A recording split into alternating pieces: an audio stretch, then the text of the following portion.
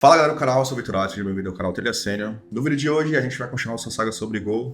No vídeo anterior a gente falou sobre slices, sobre arrays, sobre tipos primitivos, mutabilidade na linguagem, passagem por valor, por referência, por que a linguagem é do modo exatamente como ela é, como é que ela foi construída e tal, guiada pela filosofia que o Rob Pike prega lá no vídeo também, que eu deixei inclusive uma citação dele lá bem bacana, de uma talk dele e tal. Recomendo muito que você veja o vídeo anterior, tá? Porque ele vai dar uma base pro que a gente vai discutir aqui hoje. E o que a gente vai discutir aqui hoje é structs, tá? Então, receivers também, uma série de coisas interessantes envolvendo passagem por valor, por referência também, tangenciando essa parte de ponteiros. E tudo que você precisa saber sobre structs vai estar nesse vídeo aqui hoje, tá? Então, bora lá. Bom, começando pelo tema em si, né? Que é structs, então a gente vai declarar uma aqui agora. Então, vou gerar uma aqui chamada message, tá? E vou colocar três propriedades aqui, três atributos. Então, sender, para dizer que é um remetente dessa mensagem. Então, essa é a construção sintática, tá? Type, nome da struct, e aí a gente pode colocar as propriedades aqui dentro. Tá? Então, sender, tem um body também, né, que é o corpo da mensagem, e um isRead aqui para dizer se a mensagem já foi lida ou não. Então, message com esses três atributos. Então, essa é a definição. Quando você quer agrupar um conjunto de estados a partir de uma entidade, essa entidade chama-se no Go de struct. O próprio Swift também tem structs e tal. Se você está no mundo Elixir também tem a ideia de struct. Então, se a gente fosse dar uma definição, é uma definição com um depara bem similar ao que a gente vê no mundo OO também de classe. Então, o que define uma struct e uma classe? A gente pode decupar em três dimensões, que é estado, né, que são as propriedades que a gente acabou de declarar, behavior, que é basicamente uma função que pode alterar esse estado à medida que o tempo passa. E quando a gente fala à medida que o tempo passa e alteração, a gente está falando de uma dimensão chamada mutabilidade. Então essas três dimensões dão vida a uma struct, a uma classe e algo do tipo. A grande diferença é que quando você está num paradigma mais funcional, a gente não fala em mutabilidade, né? A gente fala de transformação, de um processo que vai transformar aquele estado. Essa é a diferença. Mas enfim, essa é a definição mais formal, tá? Do que é uma struct. Então se a gente for criar uma struct aqui, né? Se a gente for instanciar, similar ao que a gente faz quando a gente dá um new ali no objeto, a gente pode fazer assim, ó, message, tá? E a gente pode preencher todos os campos ou não. Se a gente não preencher, o padrão vai ser ele declarar as variáveis ali, as propriedades daquela struct com um valor default, que pro caso da string é uma string vazia, e para um tipo primitivo como bool ali, fica como false. Então a gente pode preencher todos os campos, ele até preenche com o valor padrão, né? No caso do IntelliJ aqui, ou aliás, do Golang. Então, sender aqui sou eu, Victor, tá? Body, hello there. E aí, se a gente for printar isso daqui, então deixa eu printf. Então, um truquezinho, tá? Esse V aqui, ó, uma sugestão, na verdade, como você quer ter uma saída formatada mais bonitinha, você pode usar esse mais V aqui depois da porcentagem, que ele vai printar na tela o tipo, né, o nome da propriedade mais o valor que ela tem. Então, Ctrl R aí se você estiver usando o Golang para rodar. E aí, olha lá, ó, sender, né, Victor, body, hello there, isRead, false. Beleza? O que diferencia também uma struct de uma classe padrão? Uma coisa interessante de falar também é isso daqui, tá, galera?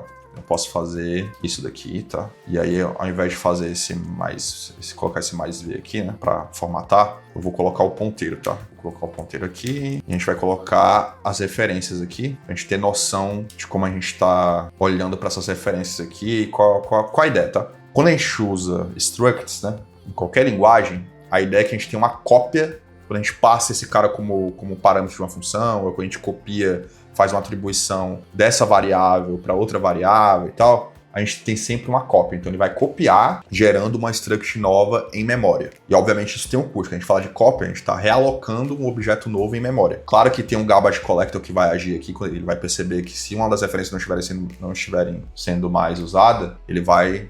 O garbage collector age e limpa isso da memória e tal, né? Mas enfim, é um adendo interessante. Então eu vou até printar isso daqui agora, tá? Olha a diferença, ó. Os endereços de memória, eles são diferentes, ó. Se você olhar aqui o M e o M2, que são as duas mensagens onde uma tem uma cópia da outra, você percebe que ele copiou todas as referências ali, né? Ele vai copiar, na verdade, todas as propriedades com os valores e tal. E essa struct vai estar sendo alocada em uma região nova de memória, beleza? Essa é a grande diferença de uma struct padrão uma classe tradicionalmente falando, porque se você está em Java, por exemplo, e você faz isso daqui, o que você tem, se você não usar um copy, um método de copy, por exemplo, algo do gênero, o padrão vai ser copiar a referência para o mesmo exato lugar onde o objeto foi alocado em memória, tá? E se você fosse printar, por exemplo, o endereço de memória de cada um dos objetos, você vai ver que as referências apontam para exatamente o mesmo local, tá?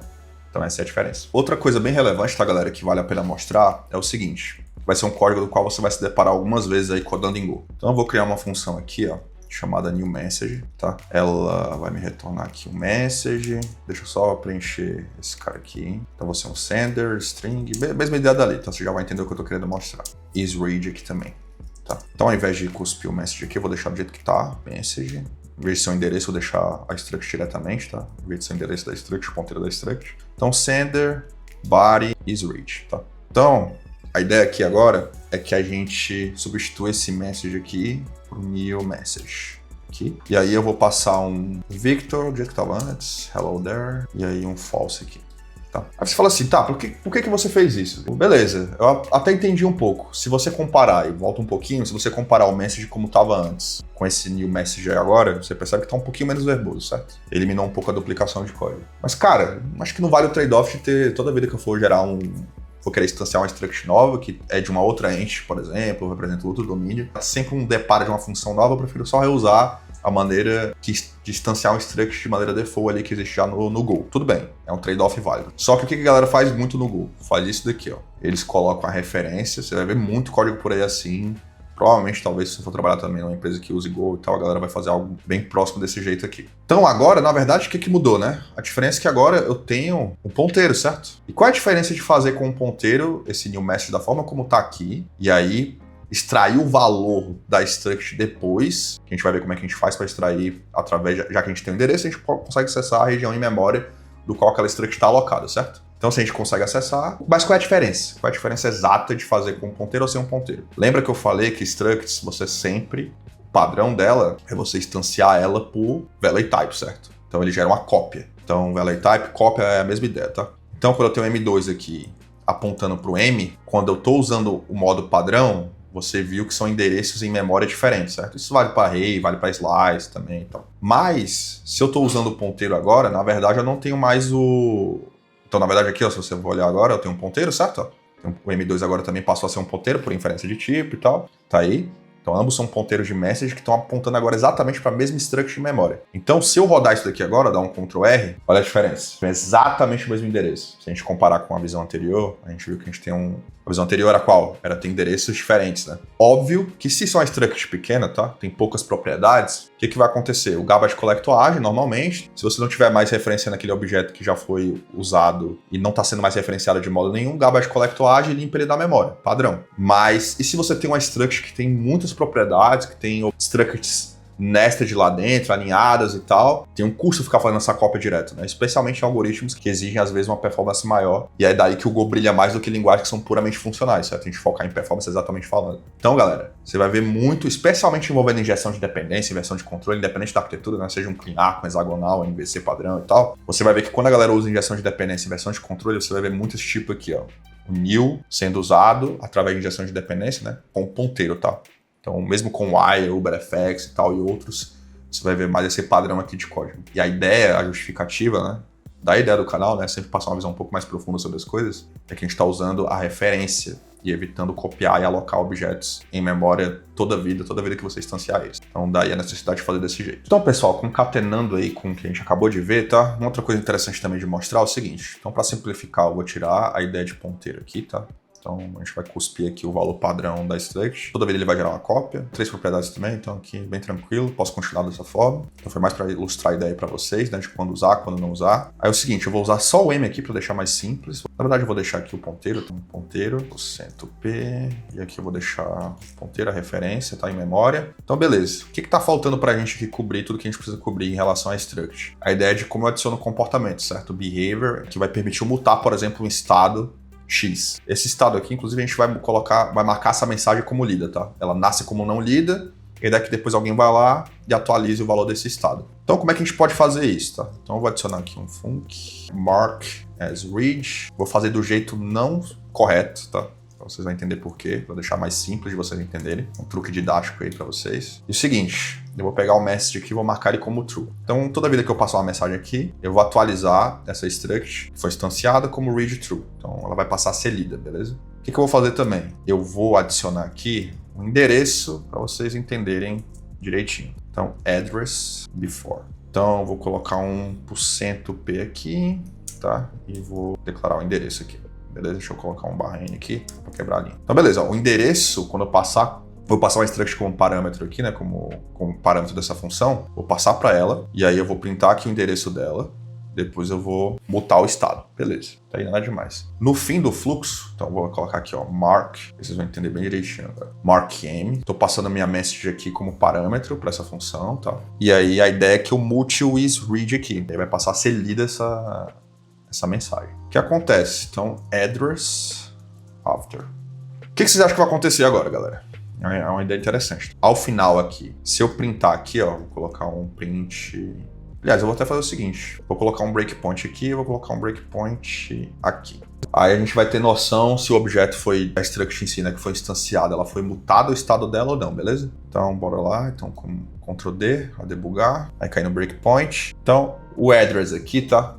Se eu olhar para o message aqui, ó, eles estão como read, certo? Então, se eu printar, por exemplo, o endereço, então deixa eu trabalhar o console aqui agora, ó. O endereço é esse, certo? Beleza. Eu passei como parâmetro ali dessa função. E aí, ó, se eu olhar para as propriedades dela, ela tá como false até aqui. E é para continuar mesmo, né? Ainda não terminou o fluxo, eu não atualizei ainda o estado. Quando eu voltar para o meu breakpoint aqui, o que você acha que é para ter acontecido? Se eu olhar agora o valor do estado do isRead, é para estar como true ou false? Com tudo que eu já expliquei para vocês. Então, se a gente olhar, é para estar como false. Por quê, galera? Lembra? Se eu passei a struct aqui como valor padrão, né? Porque struct é passado como valor, né? A ideia de value type, passar como cópia. Então, eu gerei uma cópia aqui que não tem nada a ver a mais, a não ser o fato dos valores serem idênticos, né? Porque, enfim, é uma cópia. Mas o endereço agora e a struct alocada em memória é outra. Por ser outra, o address também é outro. Então, ele não vai mutar o estado... como a gente gostaria que fosse, né? E isso daqui também não é um jeito legal, né? Você cria uma função, tem que sempre passar... Será que não teria como amarrar, criar, tipo, fazer como se fosse um modo tradicional, né? Criar uma function aqui dentro, algo do tipo, amarrar de algum modo essa função, esse message, aí eu mutar o estado do message a partir de um behavior tradicional, de um comportamento, como se fosse na linguagem OO tradicional? Tem, e não é desse jeito, tá? Eu poderia usar um ponteiro aqui também, fazer uma gambiarra e aí fazer dar certo, mas porque eu vou ter a mesma referência, se eu mutar vai dar certo. Então, deixa eu até seguir aqui e tal. Então vocês entenderam, certo? Por isso que o read aqui continua como false. Então, beleza. O que a gente pode fazer agora? Eu vou apagar aqui, ó. Vou apagar isso daqui também. Não faz sentido aquilo ali que eu mostrei. Foi mais para ilustrar mais ainda sobre como é passado cópia. Por que é uma cópia e tal.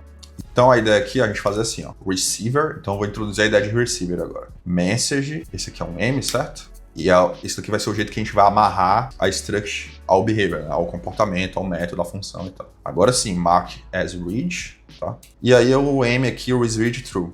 Se eu fizer isso agora, a gente chama isso daqui de receiver, tá, galera? A maneira que eu tenho de acoplar o message com o meu comportamento aqui, com o meu behavior, é através de um receiver, tá? Então, se eu fizer agora aqui, ó, M, agora apareceu até a função ali, certo? O método ali acoplado à minha própria struct. Então, eu uni aquelas dimensões que eu falei para vocês anteriormente, né? Que é estado e comportamento. Então, se eu marcar agora como asRead, o que acontece agora? Será que se eu executar vai dar bom? O que vocês acham? Agora vocês estão vendo algo que é relativamente novo, né? Então, mas já dá para ter uma noção também. Tenta acertar para você ir macetando na cabeça a ideia de como funciona ponteiro, passagem por valor e tal. Então é o seguinte, ó. Eu vou já colocar o valor direto aqui, certo? Então, message, então, %, mais V. E aí eu vou colocar o M aqui agora. Então, se eu executar, vocês vão ver que ainda vai estar como false, tá? Então, lembrando aí, né, que é Ctrl R para executar, né? Se você estiver usando o Golang também. Olha lá, ó, isRead false. Então, galera, se você não explicitar que você está usando ponteiros, o Go não sabe que aquilo ali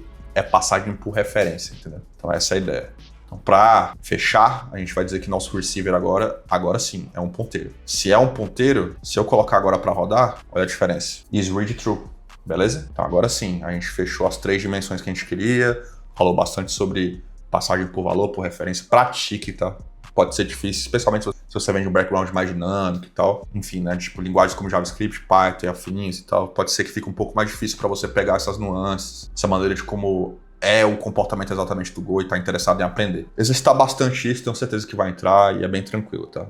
Tranquilo assim, tá? Existem complexidades inerentes quando você tem dupla dimensão do que é value type e reference type, né? Que é passagem por valor, passagem por referência. É uma complexidade a mais que você tem que pensar a nível de código e tal. Linguagens funcionais, por exemplo, eliminam esse problema, que você só pensa por valor, né? Mas adiciona outra complexidade que é pensar de um jeito mais diferente do que o habitual, certo? Só pensando em transformação de estado e não mutação de estado, é outra coisa também. Beleza? Espero que tenha gostado. Cara, se ficou qualquer dúvida, pinga nos comentários que eu tô aí pra ajudar, tá?